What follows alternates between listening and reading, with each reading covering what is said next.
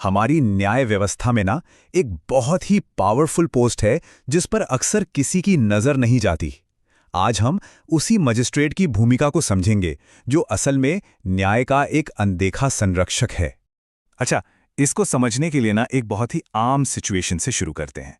जब पुलिस किसी को गिरफ्तार करती है तो कानून के हिसाब से वो उस इंसान को 24 घंटे से ज्यादा अपनी हिरासत में नहीं रख सकती।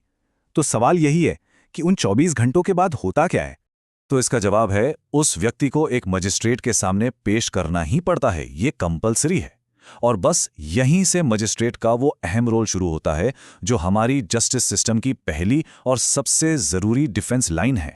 तो चलिए अब ये जानते हैं कि आखिर ये मजिस्ट्रेट हैं कौन और क्यों ये हमारी न्याय प्रणाली के लिए इतने ज्यादा जरूरी हैं। देखिए, सीधे शब्दों में कहें तो मजिस्ट्रेट एक तरह के जुडिशियल ऑफिसर होते हैं। उनका काम ये देखना है कि किसी भी क्रिमिनल केस की शुरुआत से लेकर बीच तक सब कुछ कानून के दायरे में हो रहा है या नहीं। शायद ये जानकर हैरानी हो कि मैजिस्ट्रेट का काम ट्रायल शुरू होने से बहुत पहले ही शुरू हो जाता है।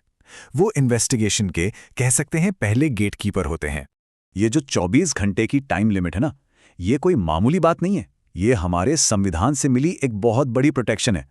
इससे ये तय होता है कि किसी को भी गलत तरीके से लंबे समय तक हिरासत में ना रखा जाए। पुलिस अपनी मर्जी से इस लिमिट को क्रॉस नहीं कर सकती। तो होता क्या है कि जब अक्यूज्ड को मैजिस्ट्रेट के सामने लाया जाता है तो एक प्रोसेस होता है जिसे रिमांड कहते हैं।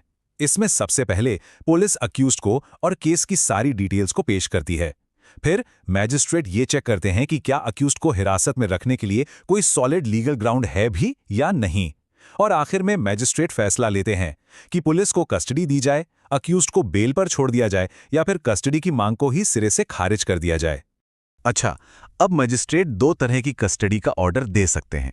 एक होती है पुलिस हिरासत और दूसरी न्यायिक हिरासत। देखिए, पुलिस हिरासत का मतलब है कि अक्यूज्ड को आगे की पूछताछ के लिए पुलिस के पास ही रखा जाएगा। वहीं न्यायिक हिरासत का मतलब है कि अक्यूज्ड अब कोर्ट की कस्टडी में रहेगा, यानी उसे जेल भेजा जाएगा। तो सबसे जरूरी बात पता है क्या है? ये कि ये पूरी प्रक्रिया पुलिस के पावर पर एक बहुत बड़ा चेक एंड बैलेंस का काम करती है। इससे ये तय होता है कि किसी को भी इल्लीगली हिरासत में ना रखा जाए और हर किसी के अधिकारों की रक्षा हो। चलिए मान लेते हैं इन्वेस्टिगेशन पूरी हो गई। अब क्या? अब आता है मजिस्ट्रेट का अगला बड़ा रोल, ये तय करना कि केस ट्रायल में जाने लायक है भी या नहीं। कानूनी भाषा में एक टर्म है टेकिंग कॉग्निजेंस या संज्ञान लेना। इसका मतलब बड़ा सिंपल है।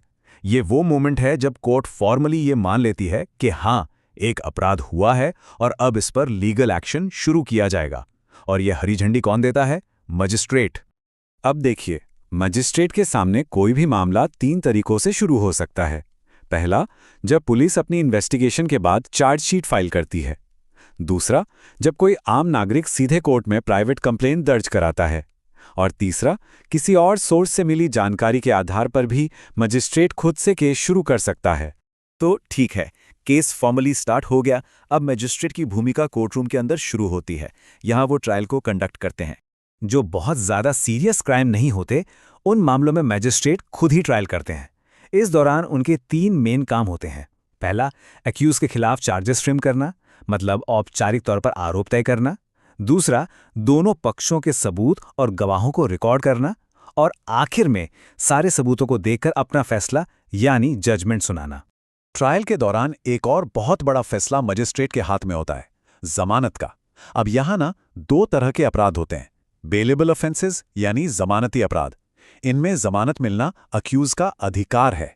लेकिन नॉन बेलेबल ऑफेंसेस में जमानत देना या न देना ये पूरी तरह से कोर्ट के विवेक पर, मतलब उनके डिसीजन पर डिपेंड करता है। पर एक बात ध्यान रखने वाली है, मैजिस्ट्रेट हर तरह के केस का ट्रायल नहीं कर सकते। जो बहुत ही संगीन अपराध होते हैं जैसे मर्डर, उन मामलों को वो सुनवाई के लिए एक हायर कोर्ट, जिसे सेशंस कोर्ट कहते हैं, को ट्रांसफर कर देते हैं। तो हमने पूरा प्रोसेस तो समझ लिया, पर मैजिस्ट्रेट की भूमिका का असली मकसद क्या है? उनका कोर मिशन वो है हमारे अधिकारों का संरक्षक होना। देखिए, हमारे सुप्रीम कोर्ट ने भी बार बार इस बात को हाईलाइट किया है। एक मैजिस्ट्रेट का फर्ज है कि वो पर्सनल लिबर्टी की रक्षा करे, ये देखे कि इन्वेस्टिगेशन फेयर हो, किसी भी तरह की इलीगल डिटेंशन को रोके और संविधान ने हमें जो भी सेफगार्ड्स दिए हैं उन्हें अपहोल्ड करे।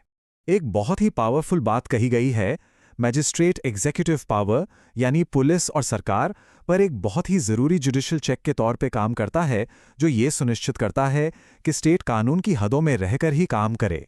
तो एक मैजिस्ट्रेट को कैसा होना चाहिए? इंडिपेंडेंट यानी स्वतंत्र, इम्पार्शियल यानी निष्पक्ष, और सबसे ज़रूरी बात, वो पुलिस या प्रोसिक्यूशन यानी सरकारी वकील के रिप्रेजेंटेटिव नहीं हैं, वो सिर्फ कानून के रिप्रेजेंटेटिव हैं। तो अगर हम सब कुछ सम अप करें तो मैजिस्ट्रेट क्या करते हैं? वो इन्वेस्टिगेशन को सुपरवाइज करते हैं, कस्टडी ऑथराइज करते हैं, केसेस का ट्रायल करते हैं, और इन सब से बढ़कर वो शुरू से लेकर आखिर तक हमारे लीगल राइट्स को प्रोटेक्ट करते हैं। और ये सब हमें एक बहुत ही बड़े सवाल पर लाकर खड़ा कर देता है। एक तरफ है स्टेट की पावर और दूसरी तरफ है एक आम इंसान की लिबर्टी। इन दोनों के बीच जो एक नाजुक बैलेंस है, क्या उसे बनाए रखने के लिए मजिस्ट्रेट ही हमारे जस्टिस सिस्टम की सबसे जरूरी कड़ी नहीं है? इस पर सोचिएगा जरूर।